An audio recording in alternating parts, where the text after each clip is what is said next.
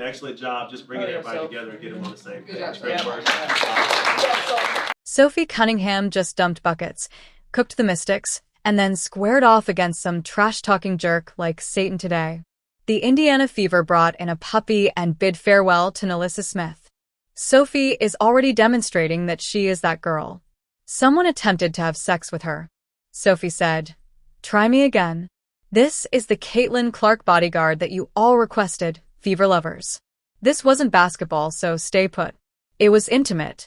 It's just kind of who I am. I want to pour into my team as much as possible, and I'm pretty in tune with my body. I can read a room pretty well, and so when I see we're lacking a little bit, you got to step up. But if we're good, you're just there to encourage and give people confidence.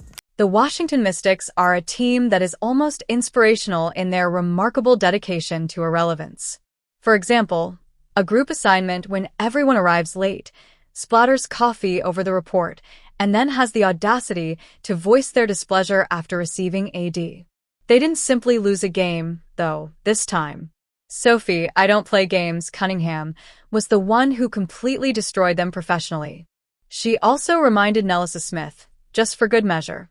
Yes, the crown is currently being worn by a former Fever player who is now a bench decorator for the Mystics. It's Sophie, not Nalissa, spoiler alert. Sophie has always been the one. They are already now attacking Sophie Cunningham. Oh, they're mad. The MAGA Barbies got them angry. They're cheering on violence against this basketball player. Sophie Cunningham just got through by a rookie. And here we go. Shot too strong there from Olsen. Cunningham pulling down, and here's that feistiness. There you go. He is fierce in the game. And I know it wasn't announced that Caitlin Clark wouldn't play until right before. But this is a preseason game where Clark is not available. The Indiana Fever entered this game prepared to make an impression. The team is now riding the wave of Caitlin Clark mania like it's the last jet ski at a summer lake party. And the WNBA's newest clapback queen, Sophie Cunningham, is the ideal person to convey that message. The latest addition to the Fever wasn't there to play nice. She came to light up the scoreboard, slam on reputations, and ensure that Caitlin Clark wouldn't have to face an entire defense on her own while getting tackled like she was running a touchdown at Lambeau Field. Enter Sophie Cunningham. She was the lead scorer of the entire game for both teams. Subscribe if you're enjoying it. The Mystics, meantime, entered the room appearing as though they had stumbled onto the court by mistake, mistaking it for a Pilates session. They were as weak, easily ripped apart, and totally outmatched as a soggy paper towel. They appeared to be defending themselves by waiting for Sophie to miss on her own. Poor planning. Particularly when someone dares to become physical, Sophie never lets anyone down. And that's Kiki Arafin, and I got to tell you, here we go with the smiling like you've done.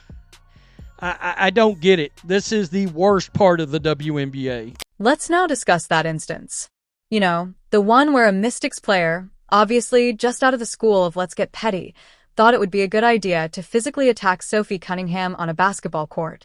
That would be like attempting to take a steak off of a wolf's plate and expecting to escape with your fingers still intact. Audacious, naive, and remarkably fleeting. The reason she didn't flinch was Sophie. She didn't break down. She didn't search for support. She stood like, "Girl, do you know who I am?" without flinching or trembling. She gave that Mystics player the kind of look that destroys self-esteem and rips paint off walls. Then, all of the Fever fans who were watching from home cried out at once, "That's our girl."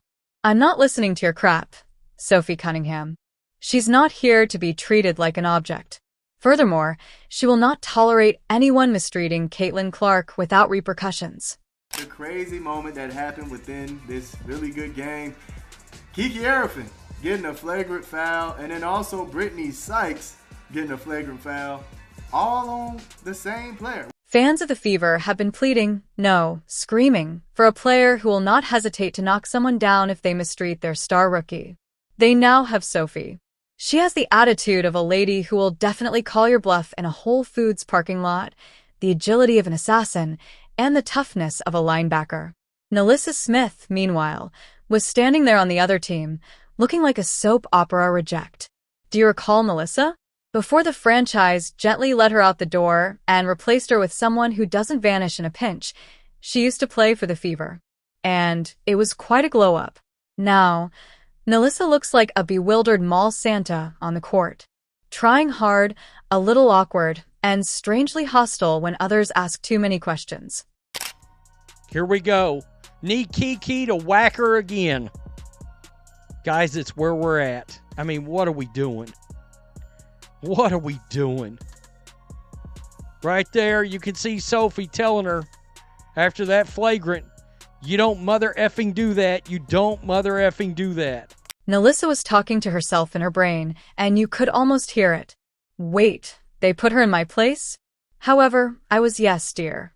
You were, but you're no longer. And perhaps check your pulse again if it didn't hurt to watch your replacement quiet opponents with one frightful glance, defend her teammates, and drop buckets. Oh my goodness, the Mystics are more than just a group. They serve as a warning. They appear to be operating a basketball simulation created by interns each time they take the court. They are as cohesive as wet spaghetti and as powerful as a broken hairdryer. It was like seeing toddlers use juice boxes to put out a house fire while they attempted to confine Sophie. The fact that Sophie didn't even need to act like a diva was one of the nicest aspects. She didn't have to do a victory dance, yell, or flex. No taunt could overpower her game. With the assurance of a woman whose adversaries have been blocked, she drained shots. She had her receipts ready and her goals in line. She defended fiercely, moved deliberately, and approached that Mystics matchup as though it were a private therapy session. But rather than expressing her emotions, she just resolved them by illuminating the scoreboard. I know we're going to make shots, and offensively we have every threat out there that you possibly need, but defensively is when you really dial it in. Give us a moment. Let's actually take a couple for Caitlin Clark, as the rookie has been acting like she walked into a prison yard with a copy of How to Win Friends and Influence People and a Hello Kitty backpack in recent weeks. As if it were an unwritten rite of passage, every veteran with a chip on their shoulder and an axe to grind has been taking turns throwing elbows, hard fouls, and side eyes. You would assume that when Clark entered the league, he demanded that everyone have a designated parking space and locker. Rather, she arrived with a lot of buzz and buckets, which supposedly lit a fire under half the league. She's been portrayed more like a WWE villain in someone else's revenge story than a young, talented participant in every game. And even though she's handled it with incredible poise, avoiding cheap shots, dismissing animosity, and maintaining her intense focus, the Fever needed someone to say, actually no. With a Nike deal, you can't treat our star rookie like a tackling dummy. And I gotta say, it is so evident when Caitlin Clark is not on the court for the Indiana Fever. She is such a floor general. She is the X factor for the Indiana Fever. She leads the way when they don't have her. I've said this before, but the Indiana Fever look like a train without a conductor. Here comes Sophie Cunningham. She didn't simply take charge. With a PhD in Try-Me, she strode in like a one-woman wrecking team. Nothing fancy, no filter, no hesitation, just unadulterated, unfiltered, full-send energy. That's enough. Sophie stated in a language that the whole arena could understand when one Mystics player chose to push the boundaries of Clark's tolerance and the referee's vision, presence, and physicality. Just a firm reminder that not every member of the Fever roster will allow you to treat their teammate like a chew toy. No posturing, no exaggerated drama. And Fever supporters have been yelling for just that. Someone with a touch of the past. Someone who polices the game rather than merely playing it. Someone who treats shoving bouts, strong hits, and cheap fouls as disrespect rather than as a tactic. One such player is Sophie Cunningham. In order to free up her partner, she would likely lay a screen on a grizzly bear. She is the tough enforcer with a knockdown three. She is not present for the handshakes and embraces. She's here for rebounds, retribution, and respect. And Caitlin Clark is fortunate to have her at the moment. Preseason game, it might take a player a little bit to find their rhythm. Not for you, though. You look like mid-season form out there, and your first time in a Fever uniform. How ready were you for this moment? You know, I didn't play in the offseason. I just want to get my body right. I had a couple surgeries. But you know what? This is a new era for me. This is just a fresh breath. Oh my gosh, I can't even speak. Fresh breath air. And we just have a really great group. We have a lot of great vets. We have a lot of young people who want to win, have the will to win, a bunch of dogs. And so I'm just coming in with a great attitude and just doing whatever the team needs me to do. NaLyssa Smith, however, appeared to have unintentionally stumbled into her own professional downturn. You could definitely hear the melancholy trombone playing in the background whenever the camera panned to her. Wasn't this meant to be a game of retaliation? An opportunity to show that the Fever was incorrect, to demonstrate that she remains that girl. Rather, NaLyssa was able to blend in so well that she might have been mistaken for a piece of the arena's decor. NaLyssa would be at her highest level if invisibility were a skill stat. It was more of a LinkedIn update that no one read than a redemption story. Fans of Fever, however, were alive. They cheered as if it were the 4th of July, and Sophie was setting off fireworks with her bare hands each time she closed down on defense or roared back after impact. Points aren't everything. It has to do with pride.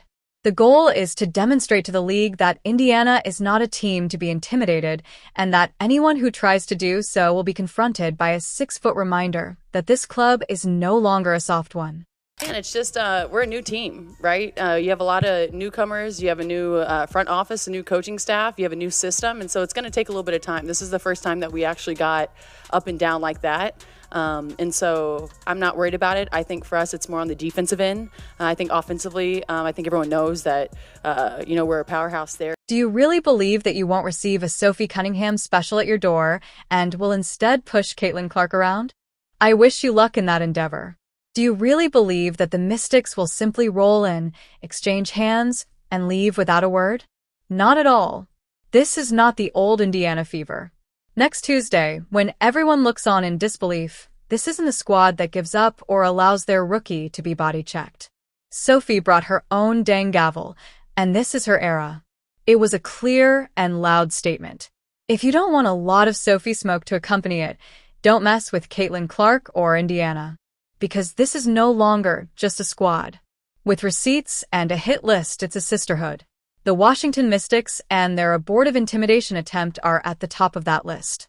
Spicy Sophie Cunningham, you could call her, because she was out there, she was feisty, she was fiery, and all that. But one of each target on our backs, obviously the Fever, the most hyped team, the most talked about team, and now a team that has some protection within, right? Some support within, some toughness within, which bodes well for once Caitlin Clark is back on the floor, because you're now surrounding her with the talent. Kelsey Mitchell, Aaliyah Boston were there before, but the toughness as well. So maybe, just maybe, the next time someone has the brilliant notion to approach Sophie Cunningham with elbows, ego, and an exaggerated sense of self, they should reconsider. Sophie is conducting surgery while holding a basketball in one hand and grinning in the other, so she's not just playing hoops outside. She not only outperforms you, but also gloriously and publicly destroys you. Just to make sure the lesson sticks, she comes back for the encore when you believe it can't get much worse. NaLyssa Smith, poor thing. She is no longer even in the picture. She's wondering how a mismatch became a masterclass while she's on the bench tending to her injured pride. She's flexing and jawing 1 minute.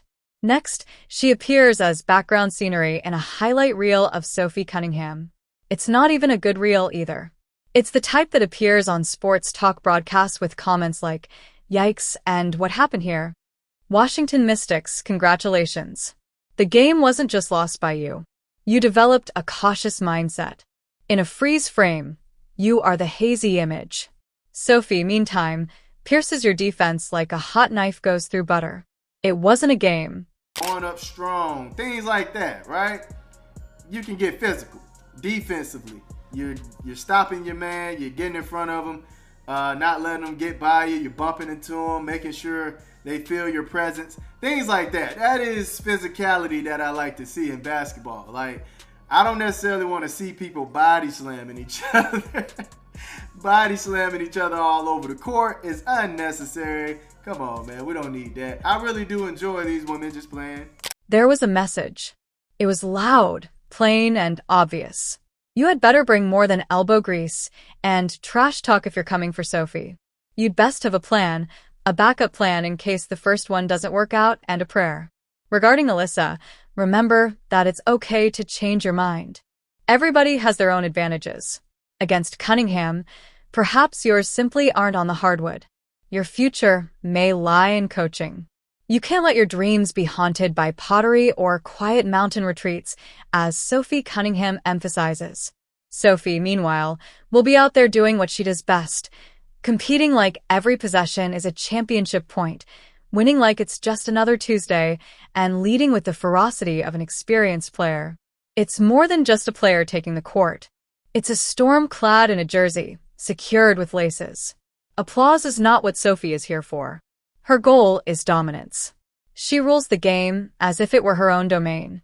Additionally, each ball bounce adds to her ever-expanding legacy. One more thing from the Fever's preseason win over the Washington Mystics. I've talked about the toughness and tenacity that the team has added. This was a team that got punked at times last year, that got pushed around at times last year. And you saw that in a few ways. I already talked about Sophie Cunningham and what she brought to the table and what she brought from a toughness standpoint. Ignore the noise. Ignore the skeptics. One thing has been made quite plain by Sophie. The court is more than just a combat zone. Every performance is a headline on her stage. She doesn't simply appear. She owns the moment, controls the energy, and establishes the tempo. She raises everyone in her vicinity, particularly the rookie sensation that fans are raving about. She's not merely observing the future. It is being shaped by her in real time. And fasten your seatbelt, Fever faithful. There won't be another Sophie.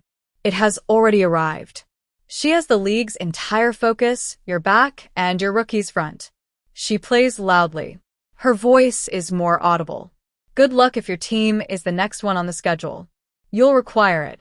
Or perhaps just give your chiropractor a call in advance, as Sophie has injuries to deal with and has no desire to slow down. She doesn't pack that mercy. She wins and exudes swagger and fire.